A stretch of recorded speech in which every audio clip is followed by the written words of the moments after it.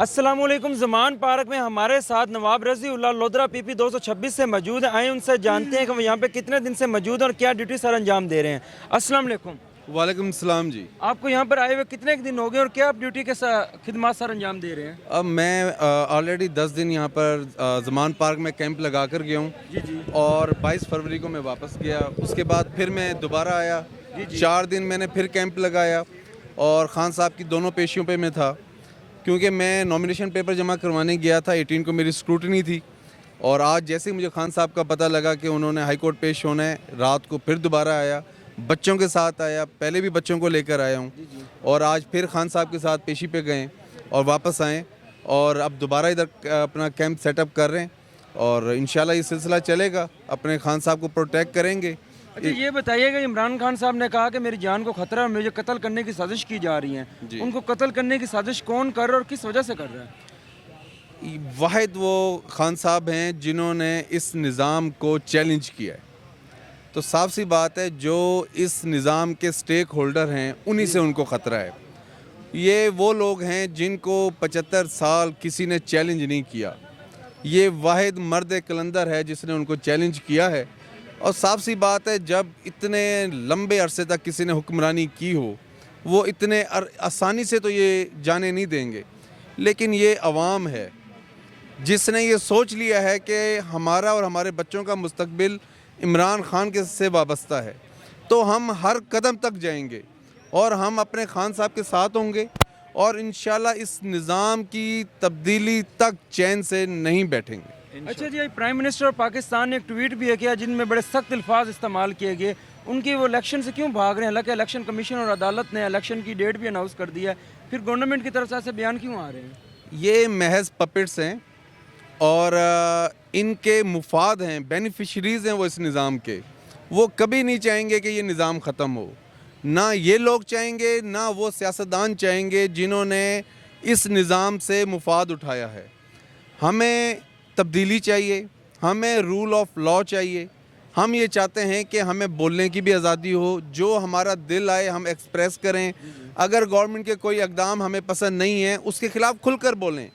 یہاں پر تو آپ کے بولنے پہ بھی پابندی ہے, آپ کے سوشل میڈیا یوز پر بھی پابندی ہے اور ہر وقت یہ خطرہ رہتا ہے کہ جی آج یہ آپ پر پرچہ ڈال دیں گے, آج یہ آپ کو کر دیں گے. یہ کون سا نظام ہے؟ یہ آپریشن اور یہ ریپریشن جو ہے یہ ایک مجھے لگتا ہے کہ یہ ایک ٹکنگ بوم ہے. جیسے عرب سپرنگ میں ہوا تھا نا, لوگ ایک دم باہر نکل آئے تھے, اسی طرح یہاں پر میں محسوس کر رہا ہوں یہ جتنا لوگوں کو اظہار کی پابندی ان پر لگائیں گے یہ ٹکنگ بوم ہے اور جب یہ پھٹے گا یہ اس پورے نظام کو بہا کر لے جائے گا. یہ بتائیے کہ مریم نواز کا حکومت سے کوئی تعلق بھی نہیں ہے, پھر وہ آ کے کیوں گورنمنٹ کا میڈیا استعمال کرتی ہے, گورنمنٹ کی چیزیں استعمال کر رہی ہے اور پاکستان میں ایسے بیانات کیوں دے رہی ہے؟ قلعدم جس کو قرار دیا جا اس کے بیانات کو قلعدم کوئی نہیں قرار دیتا, حالانکہ کوئی دوسرا بیان دے دے تو وہ قلعدم ہو جاتے ہیں. یہی تو میں کہہ رہا ہوں, یہ سب پپٹس ہیں اور بینیفیشریز ہیں اس نظام کی. یہ سارا جو نظام ہے یہ تو ہماری اسٹیبلشمنٹ چلا رہی ہے, لیکن اب وہ دور دور نہیں ہے کہ ان کا یہ کنٹرول اب ان کے ہاتھ سے جانے والا ہے. انہوں نے رول بھی کیا, عوام سے محبت بھی لی. اب عوام میں ریالٹی عوام جانتی ہے اور اب عوام مزید ان کو ٹائم دینے کے حق میں نہیں ہے اور وہ جان چکے ہیں کہ حقیقی آزادی کیا ہوتی ہے. اور اس وقت تک جو ہم نے اتنا ٹائم گزارا اور دوسرے ملک ہم سے ترقی کر گئے, اس پسماندگی کی وجہ کیا ہے؟ یہ بتائیے گا کہ پاکستان کے سیاسی اور معاشی حالات آپ کیسے دیکھتے ہیں؟ سیاسی معاشی حالات کبھی بھی ٹھیک نہیں ہو سکتے جب تک آپ سویلینز کو رول کرنے نہیں دیں گے. یہ نظام کبھی ٹھیک نہیں ہوگا کیونکہ یہ نظام ان قوتوں کو سوٹ کرتا ہے. تو جو نظام ان کو سوٹ کرتا ہے وہ کیسے چاہیں گے کہ اس میں تبدیلی آئے؟ یہ عوام کا کام ہے کہ وہ کھڑے ہو جائیں, اپنے رائٹس کے لیے لڑیں, اپنے بچوں کے مستقبل کے لیے لڑیں. کوئی وجہ نہیں کہ ہم یہ آزادی حاصل کر کے رہیں گے. اوورسیز کی بڑی خواہش ہے اس دفعہ ووٹ کاسٹ کرنے کی, کیا اس دفعہ ان کو حق دیا جائے گا؟ اوورسیز کو حق دینا چاہیے. میں خود بھی اوورسیز پاکستانی رہ چکا ہوں 4 سال. وہ لوگ جانتے ہیں کہ حقیقی آزادی کیا ہوتی ہے, رول آف لا کیا ہوتا ہے. انہوں نے ان ممالک کے بھی نظام کو دیکھا ہوا ہے اس ملک کے نظام کو بھی دیکھا ہوا ہے، وہ اچھی تفریق کر سکتے ہیں، وہ بہتر تجزیہ کر سکتے ہیں، اور ان کو اگر آپ حق نہیں دیں گے، آپ یہ کیوں بھول جاتے ہیں کہ آپ کا ملک وہی لوگ چلا رہے ہیں؟ یہ بتائیے کہ عمران خان نے کہا تھا کہ میں ٹکٹ دوں گا انٹرویو کر کے، اس انٹرویو میں کیا سوالات پوچھے جاتے ہیں اور عمران خان کس میرٹ بیس پہ ٹکٹ شو کرتے ہیں؟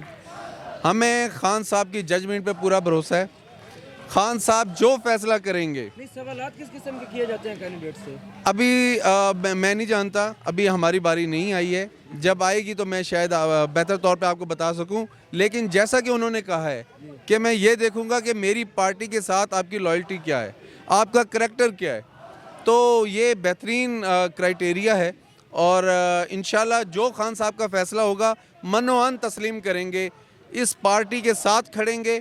یہ تحریک ہے، تحریک کا حصہ ہیں، اور تحریک کے لیے قربانی دینی پڑتی ہے، تو سب سے پہلے میں اپنے آپ کو پیش کروں گا۔ اگر خان صاحب نے کہا اف تک نہیں کریں گے، اور انشاءاللہ اس تحریک کے لیے قربانی دیں گے اور حقیقی آزادی حاصل کر کے رہیں گے۔ پاکستانی عوام کو کوئی پیغام دینا چاہیں گے؟ پاکستانی عوام کو کہوں گا گھروں سے نکلیں، یہ ٹی وی پہ بیٹھ کے یہ سارا سسٹم دیکھنے کا ٹائم نہیں ہے، خالی آپ کے چاہنے سے تبدیلی نہیں آئے گی، آپ لوگوں کو اس تحریک کا حصہ بننا چاہیے۔ میں نے اپنے بچوں کو اس تحریک کا حصہ بنایا ہے۔ یہ بتائیے کہ آپ کی تو عمر ہے سیاست کرنے کی، لیکن آپ اپنے بچوں کو یہاں پہ کیوں لائیں ساتھ؟ میں بچوں کو بتانا چاہتا ہوں کہ تحریک کے لیے قربانی دینی پڑتی ہے، تکالیف برداشت کرنی پڑتی ہیں، اور یہ ہسٹری ان میکنگ ہے۔ میں اس کو اس ہسٹری کا پارٹ بنانا چاہتا ہوں اور خود بھی بننا چاہتا ہوں۔ پاکستان زندہ باد، بے شمار بے شمار، بے شمار بے شمار، رضی اللہ خان زندہ باد، رضی اللہ خان زندہ باد۔